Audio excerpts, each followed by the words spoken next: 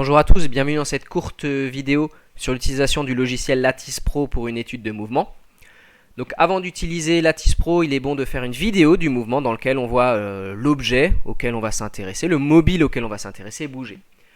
Ensuite, pour ouvrir cette vidéo dans Lattice Pro, il faut cliquer sur cette petite icône ici, lecture de séquence à vie, puis aller dans Fichier, et on ouvre le dossier par défaut dans lequel sont rangées les vidéos utilisable par Lattice Pro. Vous en avez un certain nombre ici. On va en ouvrir une, par exemple celle-ci.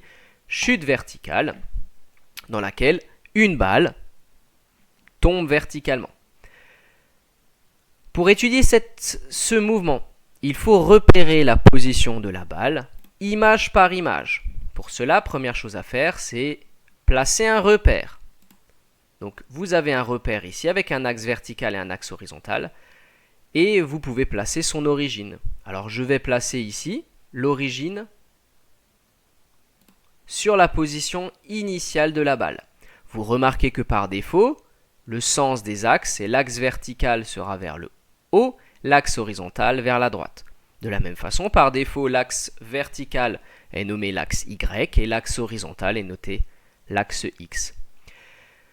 Enfin, il est bon de préciser quelle distance sur la vidéo correspond à quelle distance dans la réalité. Pour cela, sur la première image, vous voyez que la distance entre ici et là correspond en réalité à une distance d'1 mètre.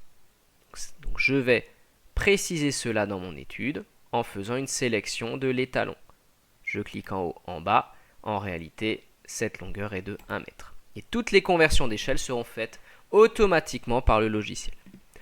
Enfin, je vais faire une sélection manuelle des points. Donc vous voyez ici en bas à droite un zoom et je vais repérer ici la position du centre de la balle. À chaque image, je clique, je passe à l'image suivante, je clique, je passe à l'image suivante, je clique, je passe à l'image suivante, je clique, je passe à l'image suivante. Avec la molette, vous pouvez zoomer plus ou moins.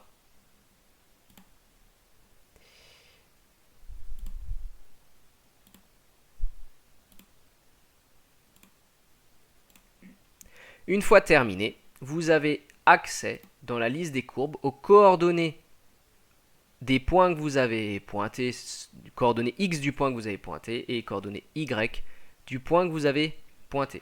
Alors on va regarder à quoi ça ressemble. Donc par défaut, c'est en fonction du temps.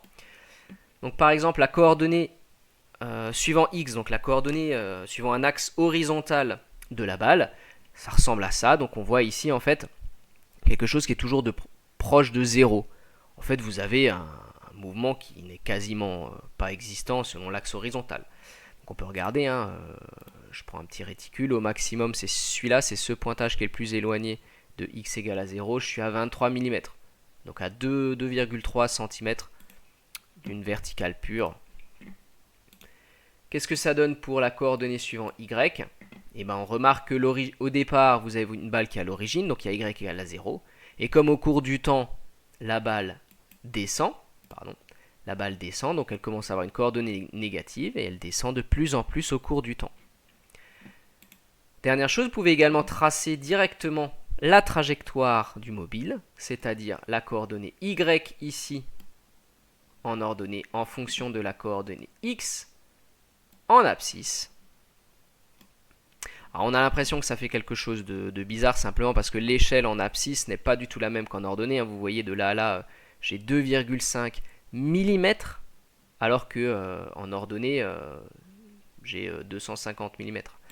Donc je vais faire repère orthonormé pour avoir la même échelle et là je retrouve ici une trajectoire qui est cohérente avec ce qu'on a vu sur la vidéo.